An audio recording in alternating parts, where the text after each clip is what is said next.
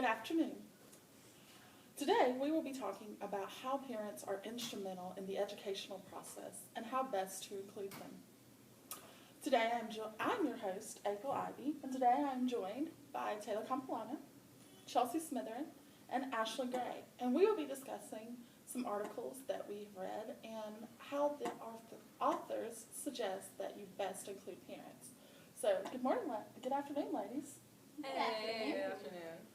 So happy to have you here. All right, Taylor, I think you were wanting to share with us first. Would you tell us about your article? The article I have is The Challenges of Caring for an Acceptable Child by Jody Kinney and Doris. Doris. It talks about the author reviews the impact of autism in a child on parents, families, and carers, and the stresses they face day to day. Autism refers to as Autism Spectrum Condition, or ASC, affecting 1 in 100 children in the UK.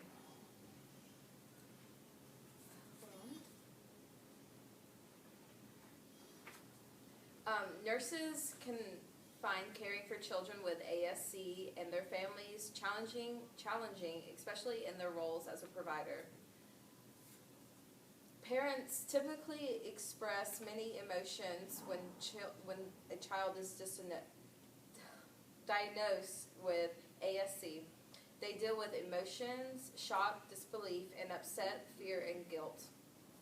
Parents have different roles. They try to keep positive outlook on their child's situation. The first year of a child's life is when they bond with the caretaker or parents, and a lot of parents with children with autism have a difficulty bonding with this child, but they eventually have a good relationship with them. The parent's well-being can be difficult at times, dealing with the child and connecting with the bond. A lot of times parents will be stressed out, and it's mostly the mother dealing with it, and the father's stress is based off of the mother's stress usually. Just in conclusion about my article, many parents of children with autism experience a range of emotions, but it is within such turmoil that with support they can begin to transform families and to shape new lives and goals for other families with children with autism. Thank you, Taylor. That's very interesting. And even though the research was done in the UK, I think that parents in the US would experience similar challenges. Yes, I agree. And how do you think that, as a special educator, what do you think might be some things that we could do to help parents with that transition?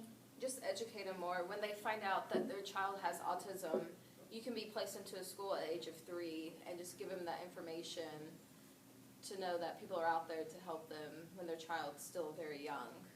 Right, that makes sense. Perhaps even support groups. I mean, I see commercials all the time for Autism Speaks and other places where they could talk with other parents who are maybe farther along with their child who has autism. Just help everyone out. All right, thank you. Very interesting. Next, we'll move on to Miss Ashley Gray, and she has an article that she would like to share.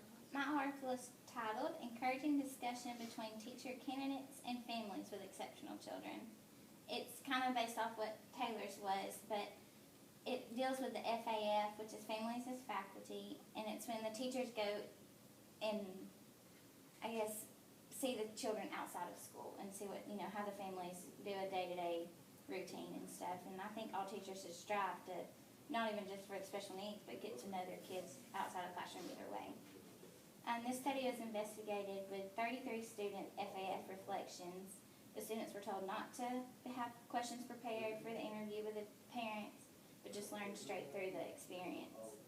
Most students had a positive experience. They learned that the families have to go by that child with a disability, make their routine around them instead of just to go by from what they need.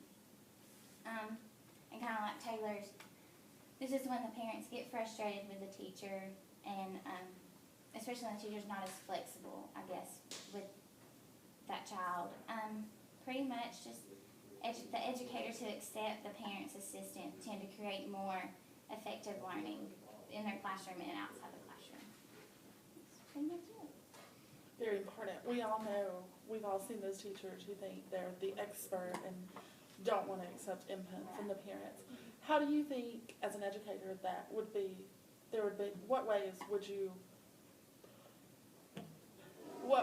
seek to include parents in your classroom? I guess, go outside your classroom, go, like it said in the article, they go to their home and see, what they do outside of school. So I guess I would try to, get to know their parents that way and see what they do for their child. Very good. And like they said, the parents know more about the child, like Right. when they're going into school, because Right. they haven't been in the school setting. The parent knows the child best, so why not get information from them? Right, and that information can often be incredibly Right. To useful. let you know how to deal with them in the classroom. Of course, on the flip side of that, there are times when parents come in and are hostile. Very, yeah. So, but it's very important, even in those situations, to really try and listen and all of those things. So, very good. And going off of that note, I would like to talk about an article that I read, which is all about inviting parents into your classroom for a parent-teacher conference.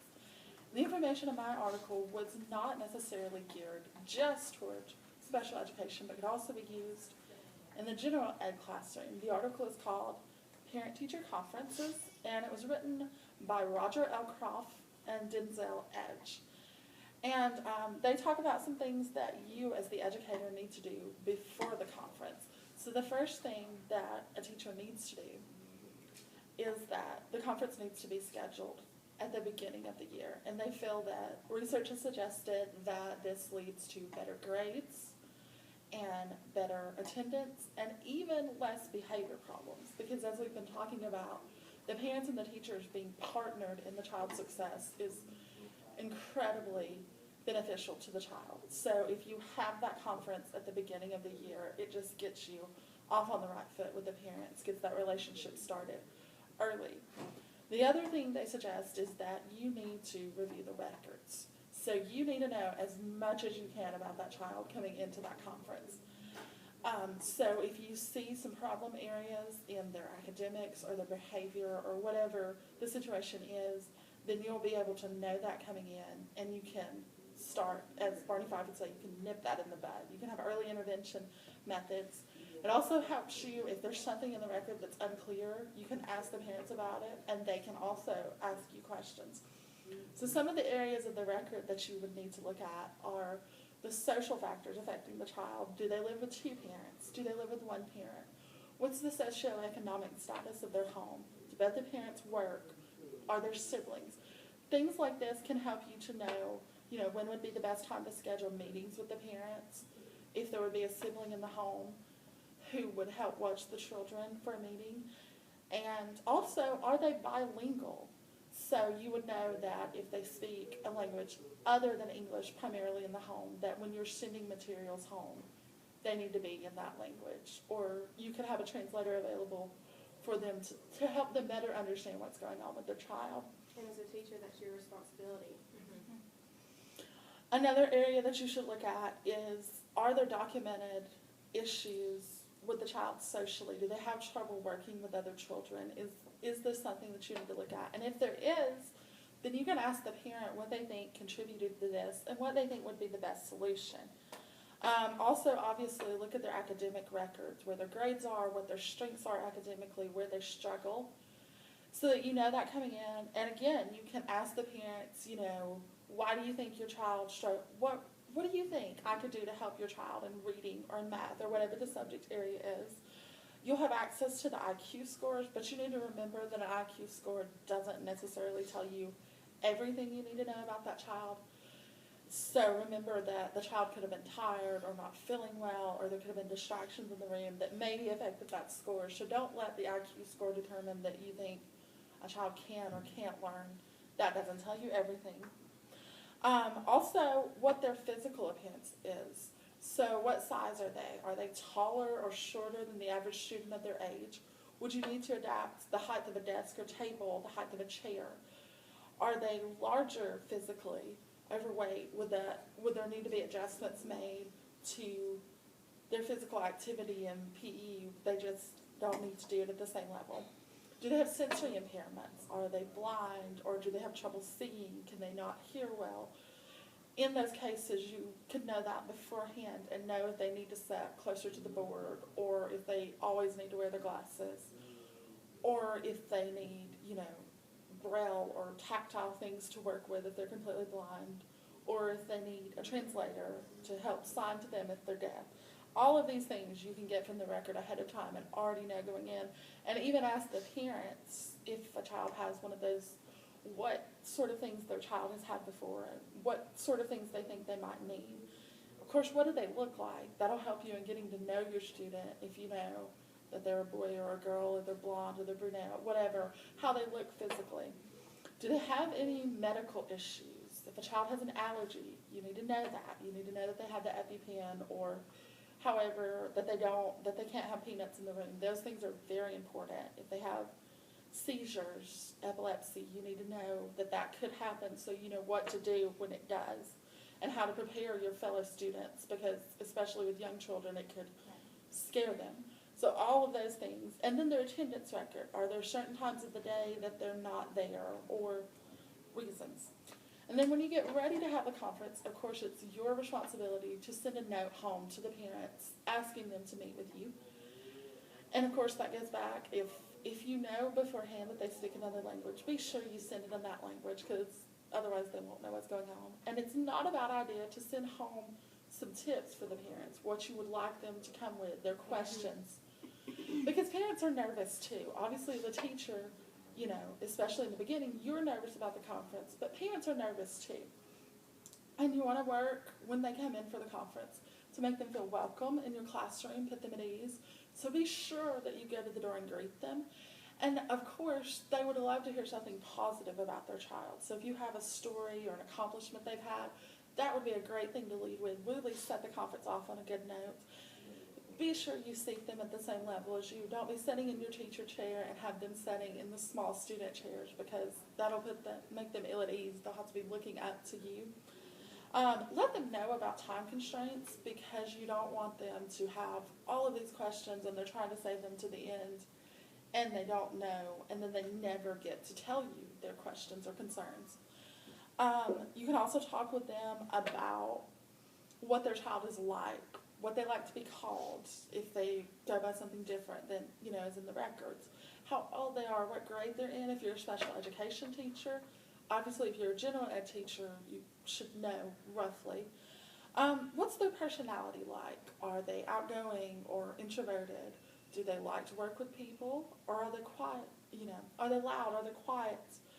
What are some things that they're really interested in? Because, of course, as a teacher, if you know what a child is interested in, you can use that in the lessons so much. You can get them writing about that, or give them books about that topic.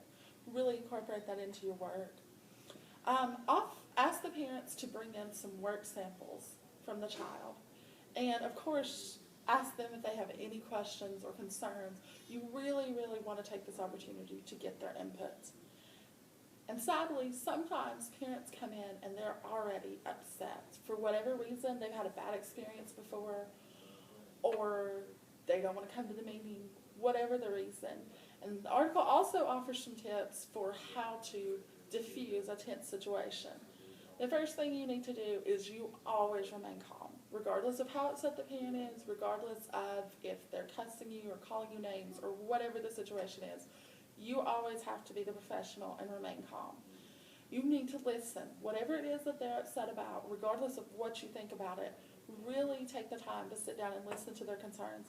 Even writing them down so that the parent knows that you're hearing them, because that's really all they want. And of course, after the conference, there could be follow-ups. Be sure that you take notes if it's okay with the parents, and so that you can use that information in your classroom. And be sure that you schedule follow-up conferences if those are necessary. And I think those are some great tips for any educator about how to really bring parents and make them feel welcome in the classroom. I think you did a good job hitting it. I think you covered everything. All right. Well, we have one more article, Chelsea, would you like to share with us? Sure. Okay, so my article is what help will your exceptional child need in 6 or 60 years? So we're taking it kind of on a different note here.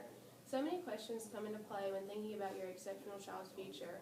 How will I take care of them? What will happen when I'm gone? This article looks at how you can help plan for your child's future by looking at the cost of replacing you and how your retirement age can affect your child's disability benefits, because it does. So we looked at 2 women. One, Elsa, who's 88.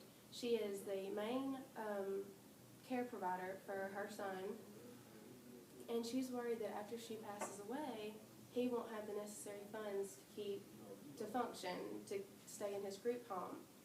And after looking into it furtherly, she realizes that she will need to rethink her will and how she split it up between her 4 kids, because Carl, her son, will need more funds to pay for a skilled case manager to replace her. Once she looked more into what all she does, she realized that, really money cannot replace her.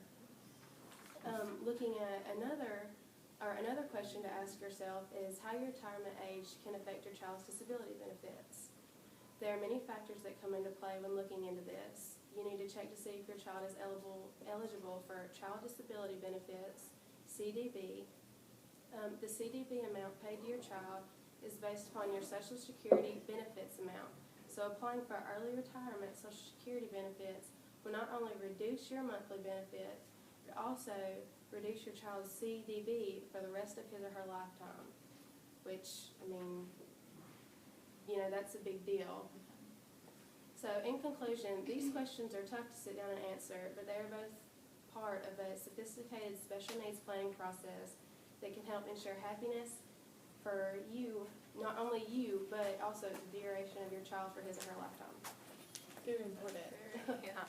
information, and I'm sure I wasn't aware of that, and I'm sure maybe a lot of parents were not. Not many And people will it's- think of what happens after the After, fact. Yeah, Right. and it's not something fun to look into. Nobody wants to think of that. It's just one of those things that you have to do. Yeah, Especially it has to be addressed. if you have a child with disabilities, you would need to, and perhaps maybe even start thinking about it sooner rather than later. Yeah. Yes. Maybe set up a fund or From the something. beginning. Yeah. Mhm. When you know your child Yeah, when you is get that diagnosed. diagnosed. Yes. And so I think that would be important information as special educators to Yes. talk with Very, parents about. Be more educated. Especially when you're looking at the transitions, and stuff like that. Yeah, transitioning them out, and maybe even look at getting your child some form of self-employment that would help. Yeah, but Help they could them start out saving longer. money too. Yeah, very, very important information. Well, we hope that you have learned something about how best to include parents and some of the concerns that they might face. We want to thank you for joining us today. Thank you all for coming. Thank you. We'll see you next time.